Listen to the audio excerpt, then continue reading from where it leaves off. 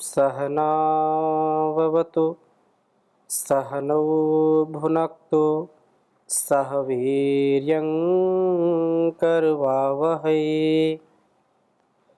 तेजस्विनावधीतमस्तु मा विद्विषावहै। ओम शांति शांति शांति। वैदिक जीवन पद्धति की इस कक्षा में आप सभी का हार्दिक स्वागत है, अभिनंदन है। वेदो अखिलो धर्ममूलम, वेद सब सत्य विद्याओं की पुस्तक है। वेद का पढ़ना, पढ़ाना, सुनना, सुनाना तथा आचरण में लाना हम सभी का परम कर्तव्य है। यह पावन कर्तव्य हम सदा अबाध गति से इसको धारण करते रहें। किसी भी स्थिति परिस्थिति में वेद विरुद्ध आचरण ना करें, वेद के प्रतिकूल आचरण ना करें और हम मधुर जीवन वाले हों, माधुरी ही माधुरी हमारे जीवन में हो।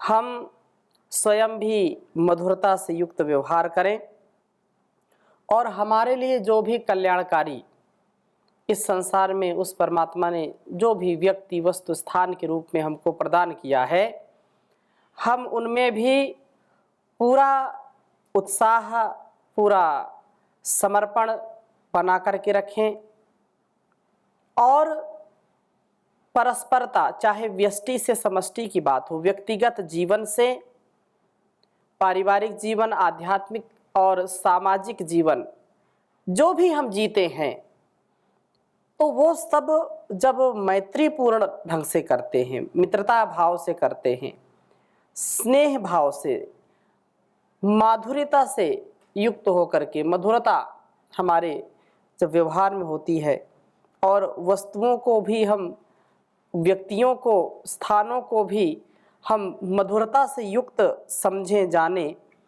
उनसे कुछ पाने वाले हों, उनसे कुछ हमको शिक्षा मिले, ऐसी अनुकूल परिस्थिति सदा हमारे लिए रहे। प्रतिकूल भी आए तो हम घबराए नहीं, हम दुखी ना हों, तो निस्संदेह हमारा यह जीवन सुंदर बनेगा। बहुत सुंदर प्रार्थना की गई है। ऋग्वेद के चतुर्थ मंडल के 57वें सूक्त का तीसरा मंत्र आपके समक्ष में रखूंगा, फिर आगे चर्चा करता हूं। पहले लिखता हूं इसको। ओम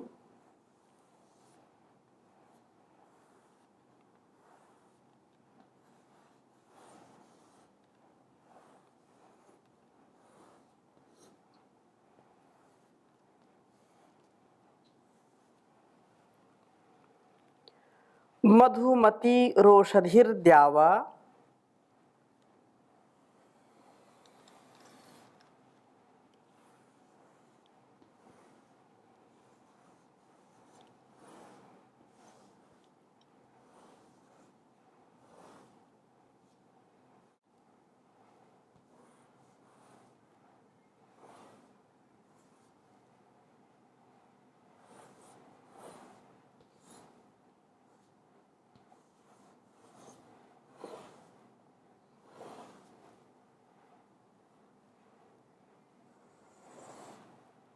रोषधिर्द्यावा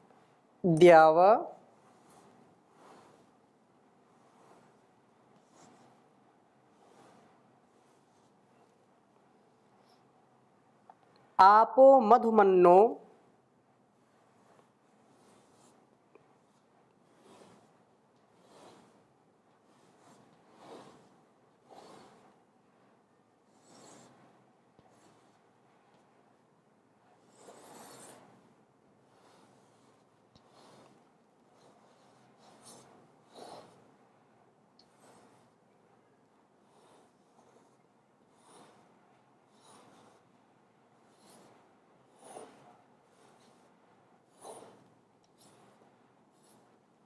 मधुमन्नो भवत्यंतरिक्षम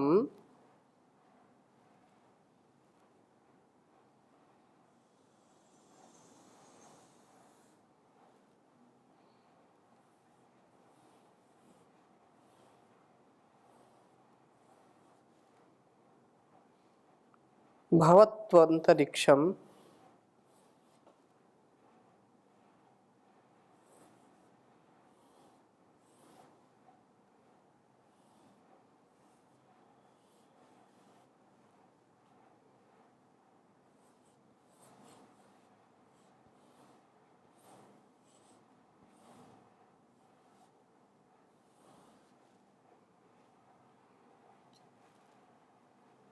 क्षेत्रस्य पतिर्मधुमान्नो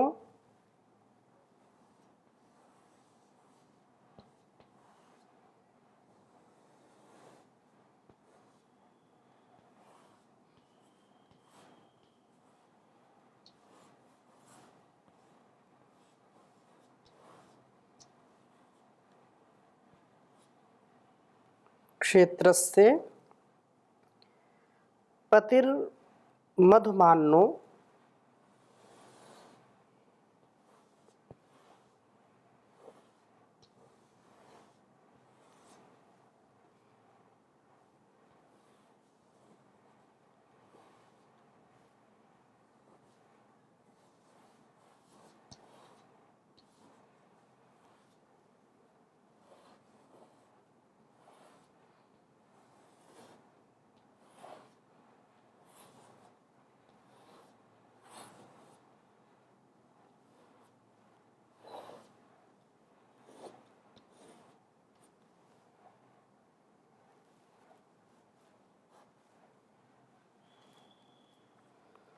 अस्त्वारिष्यन्तो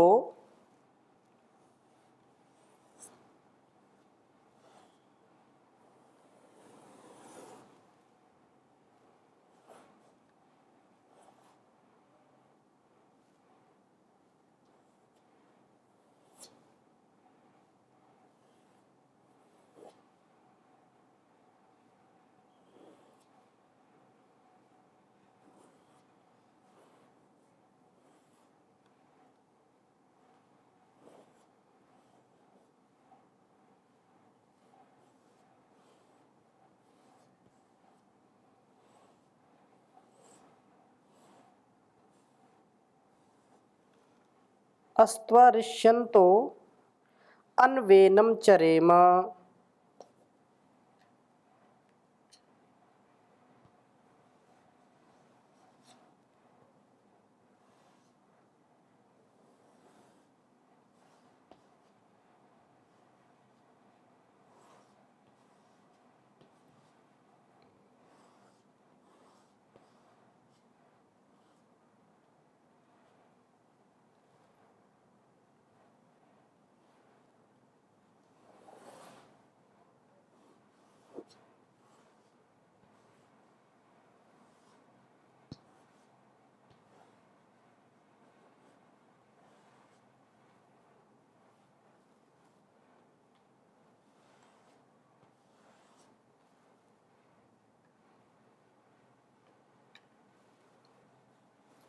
ऋग्वेद के चतुर्थ मंडल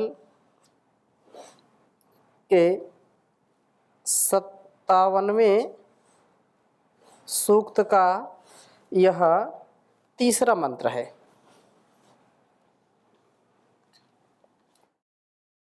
ओम मधुमतिरोषधिर्द्यावा आपो मधुमन्नो भवत्वंतरिक्षम क्षेत्रस्य पतिर्मधुमान्नो अस्त्वाविरिष्यन्तो अन्वेनं चरेम। ओम मधुमतिरोषधिर्द्यावा आपो मधुमन्नो भवत्वंतरिक्षम क्षेत्रस्य पतिर्मधुमान्नो अस्त्वारिष्यन्तो अन्वेनं चरेम। बहुत ही सुंदर भाव इस वेद मंत्र का है। कहा है इस कृषि प्रधान जीवन में, अर्थात जो नैसर्गिक है, प्राकृतिक है, हम सबके लिए कल्याणकारी है, ऐसे जीवन में औषधि ही मधुमती ही, औषधियाँ माधुर्य वाली हों, औषधियाँ हमारे लिए कल्याणकारी हों, मधुरता से युक्त हों। यद्यपि कई औषधियाँ तीखी होती हैं, कई कसैली होती हैं, कड़वी होती हैं, एक भाव तो यह है। दूसरा भाव यह है कि जो कुछ भी हम औषधि के रूप में ग्रहण करते हैं वो हमारे लिए कष्टकारी ना हो, हमारे लिए कल्याणकारी हो। हम उन औषधियों का सेवन करके स्वस्थ होने वाले हों। औषधियों का प्रयोग करने के बाद हमारा कोई भी रोग शरीर में, मन में ना रह जाए। ऐसी औषधियाँ जो मधुरता से अर्थात कल्याण ही कल्याण जिनका सेवन करने से होता है वो हमको प्राप्त हों, माधुर्य वाली हों। द्यावह द्युलोक व वहाँ से बरसने वाले आपह जल माधुर्य वाले हों। पृथ्वीलोक, अंतरिक्ष लोक, द्युलोक। तो द्युलोकस्थ सूर्य ने ही तो हमारे लिए मधुमत ये जो क्षेत्र से अन्नों को परिपक्व जो करता है, वायु देवता का जो निवास स्थान है वह अंतरिक्ष न हमारे लिए मधुमत भवतु माधुर्य वाला हो। चाहे अंतरिक्ष हो, चाहे देव हो, सूर्य हो, चंद्र हो, कोई भी ग्रह नक्षत्र हो, हमारे लिए कल्याणकारी हो, हमारे लिए मधुर हो, हमारे लिए पीड़ा पहुंचाने वाला ना हो, दुखी करने वाला ना हो, क्लेश उत्पन्न करने वाला ना हो, तो न हमारे लिए मधुमत भवतु माधुर्य वाला हो। इसी प्रकार से वायु का नत्रजन जो गैस ही तो हमारे खेतों को उपजाऊ बनाएगा, तो वायु भी हमारे जो नाइट्रोजन जिसको बोलते हैं नत्रजन, तो वह हमारी भूमि को उर्वरा बनाए, शक्ति प्रदान करे, जिससे अच्छी उपजाऊ जो भूमि है उसमें हम अच्छी से अच्छी फसल लें, अच्छे फल फूल और औषधि से युक्त अन्नों का उत्पादन कर सकें। हे प्रभो, क्षेत्रपति मधुमत भवतु माधुर्य वाला हो यह सब, और क्षेत्रस्य पति सब क्षेत्रों का स्वामी प्रभो नः हमारे लिए मधुमान अस्तु, हमारे लिए माधुर्य वाला होना चाहिए। हे प्रभो, आपकी अनुकूलता से ही यह शस्य शालिनी होती है, यह अत्यंत कल्याणकारी होती है, अत्यंत इसका हमारे लिए आशीर्वाद मिलने वाला है। तो हे प्रभो, ऐसा मधुरता से हमारा यह संपूर्णता से निर्वहन हो। क्षेत्रस्य पति, ये सारा संसार उसके लिए क्षेत्र है, तो इस क्षेत्र का जो स्वामी प्रभु न हमारे लिए मधुमान अस्तु माधुर्य वाला हो। प्रभु की अनुकूलता से ही हमें यह शस्य शालिनी जो पृथ्वी है, जो चारों ओर हम देखते हैं हरा भरा वातावरण है, पूरी पृथ्वी हरी चादर, हरी साड़ी में सुशोभित हो रही है, यह धरती माता। इसलिए अरिष्यंतः अहिंसित होते हुए हम एनम अनुचरेम, प्रभु की अनुकूलता में गति वाले हों। हम कृतज्ञ भाव से, भक्ति भाव से जीवन को व्यतीत करने वाले हों, और इस भक्ति भाव में प्रभु की अनुकूलता हमको प्राप्त हो। जैसे माता पिता गुरु की अनुकूलता में, उनके प्रिय आचरण में शिष्यों का या संतानों का सदा उत्कर्ष होता है, अपकर्ष कभी नहीं होता है। ऐसे ही प्रभु का जो प्रिय आचरण करते हैं, जो प्रभु की बात को, उसके आदेश को, निर्देश को, संदेश को अपने मन वाणी व्यवहार में उतारते हैं, तो वे वास्तव में सौभाग्यशाली होते हैं।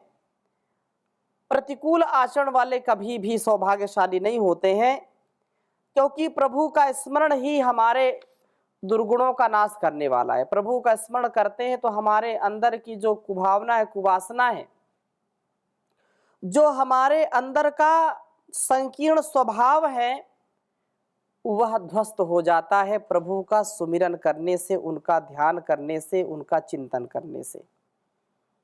विशालता की प्राप्ति होती है। वासनाओं से हम हिंसित ना हो, वासनाओं से हम बचे रहें, यह प्रभु की भक्ति से ही हमारे जीवन में संभव है।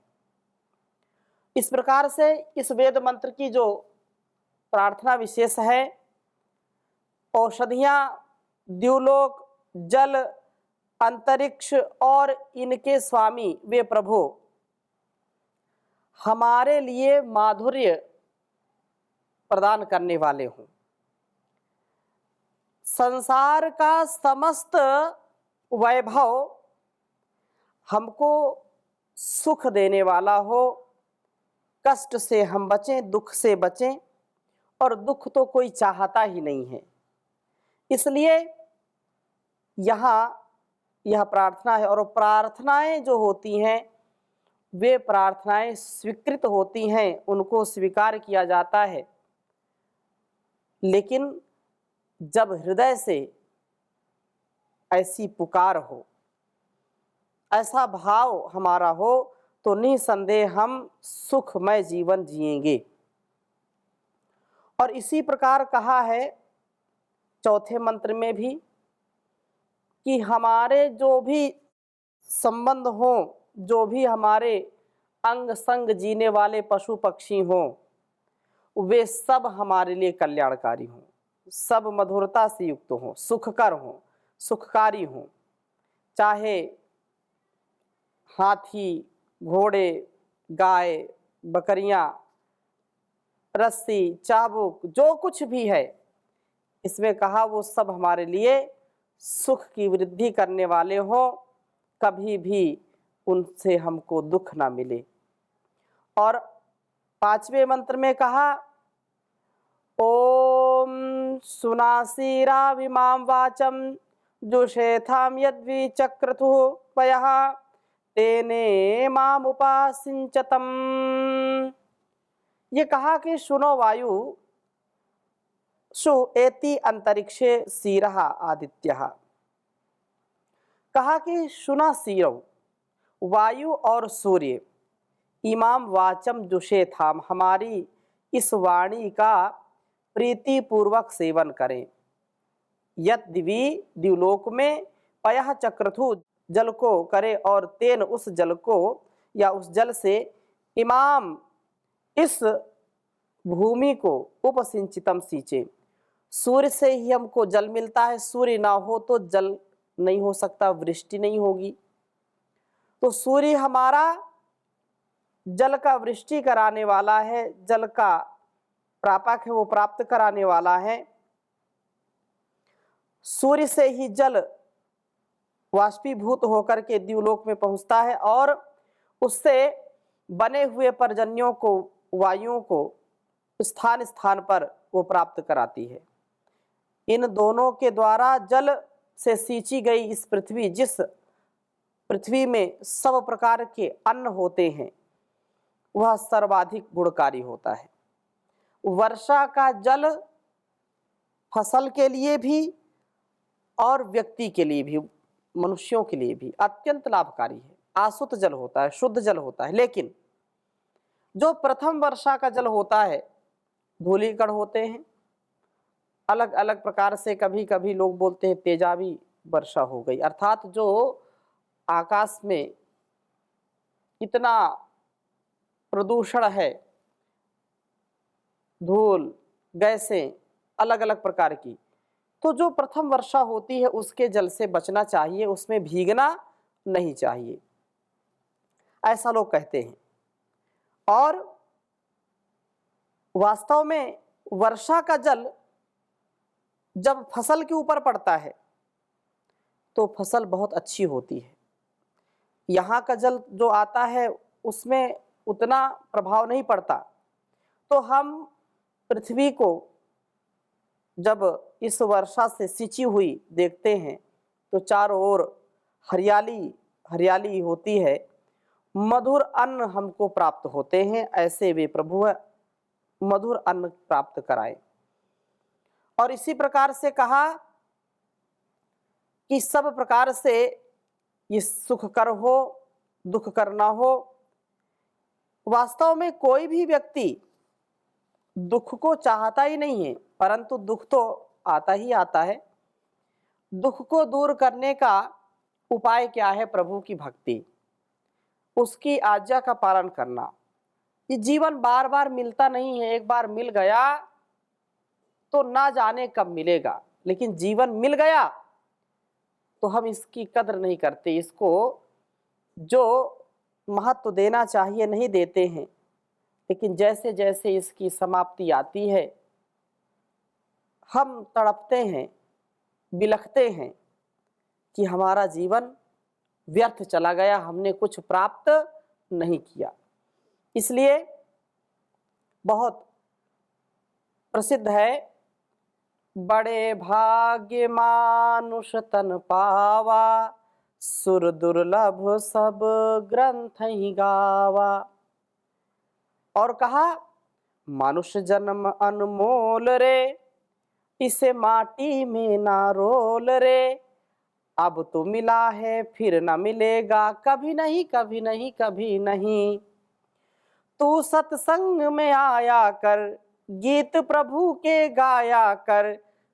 सुबह सवेरे बैठ के बंदे, ध्यान प्रभु का लगाया कर। लगता नहीं कुछ मोल रे, तू माटी में ना रोल रे। अब तो मिला है फिर न मिलेगा, कभी नहीं कभी नहीं कभी नहीं। तू है बुलबुला पानी का, मत कर गर्भ जवानी का। नेक कमाई कर ले रे बंदे, पता नहीं जिंदगानी का। तू सबसे मीठा बोल रे, तू माटी में ना रोल रे। अब तो मिला है फिर न मिलेगा, कभी नहीं कभी नहीं कभी नहीं।